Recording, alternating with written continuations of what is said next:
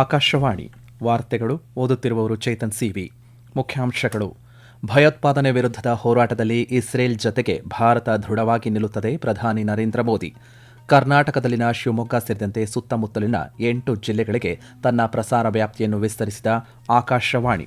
ರಾಜ್ಯಸಭೆಯ 37 ಸ್ಥಾನಗಳಿಗೆ ಅಧಿಸೂಚನೆ ಹೊರಡಿಸಿದ ಚುನಾವಣಾ ಆಯೋಗ. ಇಂದಿನಿಂದ ಮಾರ್ಚ್ 5ರವರೆಗೆ ನಾಮಪತ್ರ ಸಲ್ಲಿಕೆ. ವಿಶ್ವಸಂಸ್ಥೆ ಮಾನವ ಹಕ್ಕುಗಳ ಮಂಡಳಿಯ 61ನೇ ಸಭೆಯಲ್ಲಿ ಪಾಕಿಸ್ತಾನಕ್ಕೆ ಭಾರತ ತೀಕ್ಷ್ಣ ಪ್ರತ್ಯುತ್ತರ. ಐಸಿಸಿ ಪುರುಷರ ಟಿ20 ವಿಶ್ವಕಪ್ ಕ್ರಿಕೆಟ್ ಭಾರತ ಮತ್ತು ಜಿಂಬಾಬ್ವೆ ಮುಖಾಮುಖಿ. ವಾರ್ತೆಗಳ ವಿವರ. ಇಸ್ರೇಲ್ಗೆ 2 ದಿನಗಳ ಅಧಿಕೃತ ಭೇಟಿ ನೀಡಿರುವ ಪ್ರಧಾನಿ ನರೇಂದ್ರ ಮೋದಿಯವರು ಭಯೋತ್ಪಾದನೆ ವಿರುದ್ಧದ ಹೋರಾಟದಲ್ಲಿ ಭಾರತವು ಇಸ್ರೇಲ್ ಜೊತೆಗೆ ಪೂರ್ಣ ದೃಢ ನಿಶ್ಚಯದಿಂದ ನಿಲ್ಲುತ್ತದೆ ಎಂದು ಪುನರುಚ್ಚರಿಸಿದ್ದಾರೆ. ಇಸ್ರೇಲ್ ಸಂಸತ್ತು ನೆಸೆಟ್ ಅನ್ನು ಉದ್ದೇಶಿಸಿ ಪ್ರಧಾನಿ ಮಾತನಾಡಿದರು. ಇದರೊಂದಿಗೆ ಇಸ್ರೇಲ್ ಸಂಸತ್ತಿನಲ್ಲಿ ಭಾಷಣ ಮಾಡಿದ ಮೊದಲ ಭಾರತೀಯ ಪ್ರಧಾನಿಯಾಗಿದ್ದಾರೆ. ಭಯೋತ್ಪಾದನೆ ಎಲ್ಲೆಡೆಗೆ ಶಾಂತಿಗೆ ಬೆದರಿಕೆಯಾಗಿದೆ ಎಂದು ತಮ್ಮ ಭಾಷಣದಲ್ಲಿ ಪ್ರತಿಪಾದಿಸಿದ ಅವರು ಈ ಬೆದರಿಕೆಯನ್ನು ಎದುರಿಸುವ ಭಾರತದ ಬಲವಾದ ಸಂಕಲ್ಪವನ್ನು ಒತ್ತಿ ಹೇಳಿದ್ದಾರೆ. ಪ್ರಧಾನಿ ಅವರ ಭಾಷಣವನ್ನು ಇಸ್ರೇಲ್ ಸಂಸದರು ಪ್ರಶಂಸಿಸಿದ್ದಾರೆ. ಭಾರತದ ತ್ವರಿತ ಆರ್ಥಿಕ ಬೆಳವಣಿಗೆಯನ್ನು ಪ್ರಧಾನಿ ನರೇಂದ್ರ ಮೋದಿಯವರು ಎತ್ತಿ ತೋರಿಸಿದ್ದಾರೆ. ದೇಶವು ವಿಶ್ವದ ಅಗ್ರ 3 ಆರ್ಥಿಕತೆಗಳಲ್ಲಿ ಒಂದಾಗುವ ಹಾದಿಯಲ್ಲಿದೆ ಎಂದು ಹೇಳಿದ್ದಾರೆ. ಪ್ರಧಾನಿ ಮೋದಿಯವರಿಗೆ 2 ದೇಶಗಳ ನಡುವಿನ ಕಾರ್ಯತಂತ್ರದ ಸಂಬಂಧಗಳನ್ನು ಬಲಪಡಿಸುವಲ್ಲಿ ಅವರ ಅಸಾಧಾರಣ ಕೊಡುಗೆಯನ್ನು ಗುರುತಿಸಿ ಇಸ್ರೇಲ್ ಸಂಸತ್ತಿನ ಅತ್ಯುನ್ನತ ಗೌರವವಾದಂತಹ ಸ್ಪೀಕರ್ ಆಫ್ ದಿ ನೆಸೆಟ್ ಪದಕವನ್ನು ಪ್ರದಾನ ಮಾಡಲಾಯಿತು. ಪ್ರಧಾನಿ ನರೇಂದ್ರ ಮೋದಿಯವರು ಈ ಪ್ರಶಸ್ತಿಯನ್ನು ಪಡೆದ ಮೊದಲ ವಿದೇಶಿ ನಾಯಕರಾಗಿದ್ದಾರೆ. ಇದಕ್ಕೂ ಮೊದಲು ಪ್ರಧಾನಿಯವರು ಟೆಲ್ ಅವೀವ್ನಲ್ಲಿ ಇಸ್ರೇಲ್ ಪ್ರಧಾನಿ ಬೆಂಜಮಿನ್ ನೆತನ್ಯಾಹು ಅವರೊಂದಿಗೆ ಮಾತುಕತೆಯನ್ನು ನಡೆಸಿದರು. ಉಭಯ ನಾಯಕರು ದ್ವಿಪಕ್ಷೀಯ ಸಂಬಂಧಗಳನ್ನು ಪರಿಶೀಲಿಸಿದರು. ಜೊತೆಗೆ ಜಲಸಂಪನ್ಮೂಲ ನಿರ್ವಹಣೆ, ಕೃಷಿ, ತಂತ್ರಜ್ಞಾನ ಮತ್ತು ಇತರ ಪ್ರಮುಖ ಕ್ಷೇತ್ರಗಳಲ್ಲಿ ಸಹಕಾರವನ್ನು ವಿಸ್ತರಿಸುವ ಬಗ್ಗೆಯೂ ಚರ್ಚಿಸಿದರು. ಇಂದು ಪ್ರಧಾನಿ ನರೇಂದ್ರ ಮೋದಿಯವರು ಜೆರುಸಲೆಂನ ಯಾದ್ ವಾಶೆಮ್ಗೆ ಭೇಟಿ ನೀಡಲಿದ್ದಾರೆ. ಅಲ್ಲಿ ಅವರು ಹತ್ಯಾಕಾಂಡದ ಸಂತ್ರಸ್ತರಿಗೆ ಗೌರವ ಸಲ್ಲಿಸಲಿದ್ದಾರೆ. ಬಳಿಕ ಪ್ರಧಾನಿಯವರು ಇಸ್ರೇಲ್ ಅಧ್ಯಕ್ಷ ಐಸಾಕ್ ಹೆರ್ಜಾಗ್ ಅವರನ್ನು ಭೇಟಿ ಮಾಡಲಿದ್ದಾರೆ. ನಂತರ ವಿಜ್ಞಾನ ಮತ್ತು ತಂತ್ರಜ್ಞಾನ, ನಾವೀನ್ಯತೆ, ರಕ್ಷಣೆ ಮತ್ತು ಭದ್ರತೆ, ವ್ಯಾಪಾರ ಮತ್ತು ಹೂಡಿಕೆಗೆ ಸಂಬಂಧಪಟ್ಟಂತೆ ನೆತನ್ಯಾಹು ಅವರೊಂದಿಗೆ ನಿಯೋಗ ಮಟ್ಟದ ಮಾತುಕತೆಯನ್ನು ನಡೆಸಲಿದ್ದಾರೆ.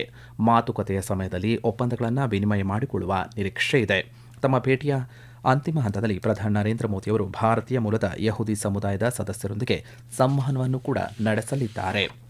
ಶಿವಮೊಗ್ಗ ಸೇರಿದಂತೆ ಸುತ್ತಮುತ್ತಲಿನ 8 ಜಿಲ್ಲೆಗಳಿಗೆ ತನ್ನ ಪ್ರಸಾರ ವ್ಯಾಪ್ತಿಯನ್ನು ವಿಸ್ತರಿಸುತ್ತಿರುವಂತಹ ಆಕಾಶವಾಣಿಯ 10 ಕಿಲೋವ್ಯಾಟ್ ಸಾಮರ್ಥ್ಯದ ಎಫ್ಎಂ 101.4 ಮೆಗಾಹರ್ಟ್ಸ್ ಟ್ರಾನ್ಸ್ಮಿಟರ್ ಅನ್ನು ಕೇಂದ್ರ ವಾರ್ತಾ ಮತ್ತು ಪ್ರಸಾರ ಖಾತೆ ರಾಜ್ಯ ಸಚಿವ ಡಾ ಎಲ್ ಮುರುಗನ್ ಇಂದು ಉದ್ಘಾಟಿಸಿದರು. ಸಮಾರಂಭದಲ್ಲಿ ಸಂಸದ ಬಿವೈ ರಾಘವೇಂದ್ರ ಮತ್ತು ಶಾಸಕ ಚನ್ನಬಸಪ್ಪ, ಆಕಾಶವಾಣಿ ಮಹಾನಿರ್ದೇಶಕ ಆರ್ಕೆ ಜೈನ್ ಸೇರಿದಂತೆ ಮತ್ತಿತರ ಗಣ್ಯರು ಉಪಸ್ಥಿತರಿದ್ದಾರೆ. 10 ರಾಜ್ಯಗಳ 37 ರಾಜ್ಯಸಭಾ ಸ್ಥಾನಗಳಿಗೆ ದ್ವೈವಾರ್ಷಿಕ ಚುನಾವಣೆಗೆ ಚುನಾವಣಾ ಆಯೋಗ ಅಧಿಸೂಚನೆ ಹೊರಡಿಸಿದೆ. ಇಂದಿನಿಂದ ಮಾರ್ಚ್ 5ರವರೆಗೆ ನಾಮಪತ್ರವನ್ನು ಸಲ್ಲಿಸಬಹುದು. ಮುಂದಿನ ತಿಂಗಳ 16ರಂದು ಮತದಾನ ಪ್ರಕ್ರಿಯೆ ನಡೆಯಲಿದೆ.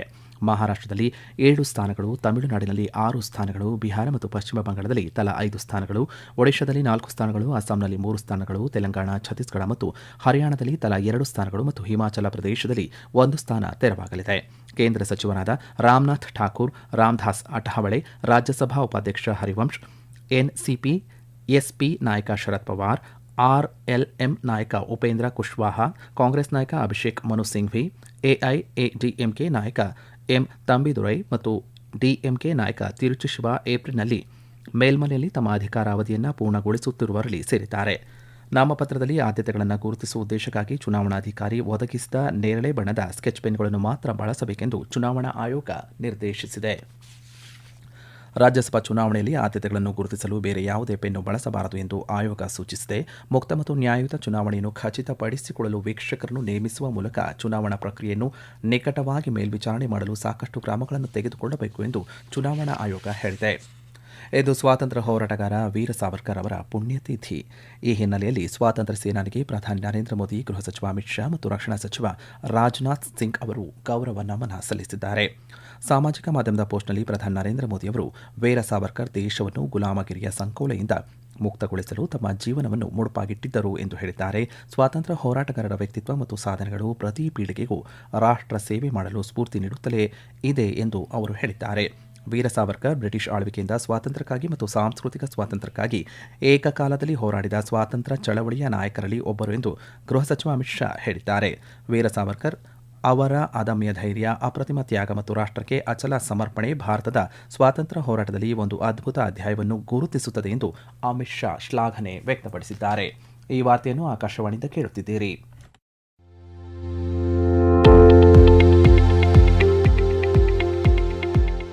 ನಮ್ಮ ಎಲ್ಲ ರಾಷ್ಟ್ರೀಯ ವಾರ್ತೆಗಳು ಹಾಗೂ ಪ್ರದೇಶ ಸಮಾಚಾರ ಈಗ ಆಕಾಶವಾಣಿ ನ್ಯೂಸ್ ಕನ್ನಡ ಯೂಟ್ಯೂಬ್ ಚಾನೆಲ್ನಲ್ಲಿ ಲಭ್ಯ. ನಮ್ಮ ಎಕ್ಸ್ ಖಾತೆ ಮತ್ತು ಇನ್ಸ್ಟಾಗ್ರಾಂ ಖಾತೆ ಆಕಾಶವಾಣಿ ನ್ಯೂಸ್ ಕನ್ನಡ. ಹೆಚ್ಚಿನ ಮಾಹಿತಿಗಾಗಿ ನಮ್ಮ ಫೇಸ್ಬುಕ್ ಖಾತೆ ಆಕಾಶವಾಣಿ ವಾರ್ತೆ ಕನ್ನಡವನ್ನು ಅನುಸರಿಸಿ.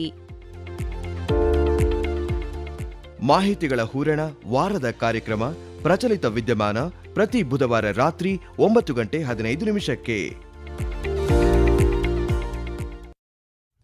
ಜಿನೆವಾದಲ್ಲಿ ನಡೆಯುತ್ತಿರುವಂತಹ ವಿಶ್ವಸಂಸ್ಥೆಯ ಮಾನವ ಹಕ್ಕುಗಳ ಮಂಡಳಿಯ 61ನೇ ಅಧಿವೇಶನದಲ್ಲಿ ಭಾರತ ಪಾಕಿಸ್ತಾನಕ್ಕೆ ತೀಕ್ಷ್ಣವಾದ ಪ್ರತ್ಯುತ್ತರ ನೀಡಿದೆ.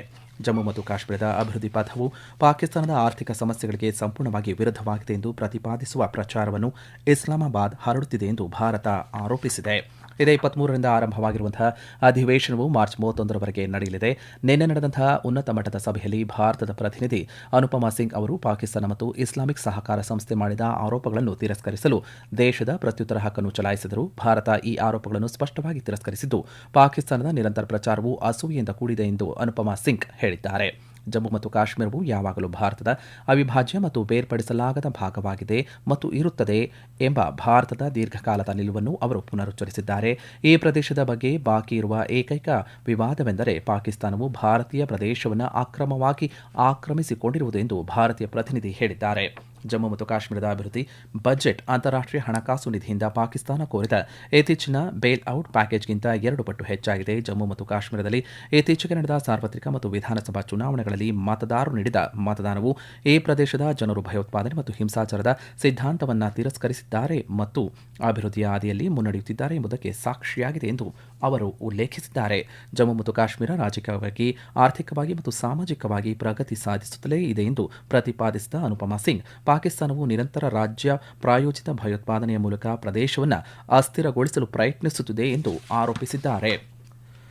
ಗುಜರಾತ್ನಲ್ಲಿರುವಂತಹ ಅಹಮದಾಬಾದ್ನ ನರೇಂದ್ರ ಮೋದಿ ಕ್ರೀಡಾಂಗಣದಲ್ಲಿ ನಡೆಯುತ್ತಿರುವಂತಹ ಐಸಿಸಿ ಪುರುಷರ ಟಿ20 ವಿಶ್ವಕಪ್ ಕ್ರಿಕೆಟ್ನ ಸೂಪರ್ 8ರ ಗುಂಪು 1ರಲ್ಲಿ ವೆಸ್ಟ್ ಇಂಡೀಸ್ ತಂಡವು ದಕ್ಷಿಣ ಆಫ್ರಿಕಾವನ್ನು ಎದುರಿಸಲಿದೆ. ಪಂದ್ಯ ಮಧ್ಯಾಹ್ನ 3 ಗಂಟೆಗೆ ಆರಂಭವಾಗಲಿದೆ. ಕೊಲಂಬೋದ ಆರ್ ಪ್ರೇಮದಾಸ್ ಕ್ರೀಡಾಂಗಣದಲ್ಲಿ ಕಳೆದ ರಾತ್ರಿ ನಡೆದಂತಹ ಐಸಿಸಿ ಪುರುಷರ ಟಿ20 ವಿಶ್ವಕಪ್ ಕ್ರಿಕೆಟ್ನ ಗುಂಪು 2ರ ಸೂಪರ್ 8ರ ಪಂದ್ಯದಲ್ಲಿ ನ್ಯೂಜಿಲೆಂಡ್ ತಂಡ ಶ್ರೀಲಂಕಾವನ್ನು 61 ರನ್ಗಳಿಂದ ಮಣಿಸಿದೆ.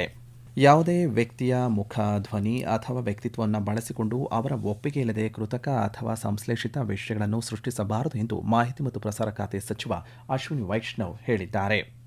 ನವದೆಹಲಿಯಲ್ಲಿಂದು ನಡೆದಂತಹ ಸಮ್ಮೇಳನವನ್ನು ಉದ್ದೇಶಿಸಿ ಮಾತನಾಡಿದ ಅವರು, ಡಿಜಿಟಲ್ ಪ್ಲಾಟ್ಫಾರ್ಮ್ಗಳು ತಮ್ಮಲ್ಲಿ ಪ್ರಸಾರವಾಗುವಂತಹ ವಿಷಯಗಳ ಬಗ್ಗೆ ಸಂಪೂರ್ಣ ಜವಾಬ್ದಾರಿಯನ್ನು ಹೊಂದಿರಬೇಕಾಗುತ್ತದೆ.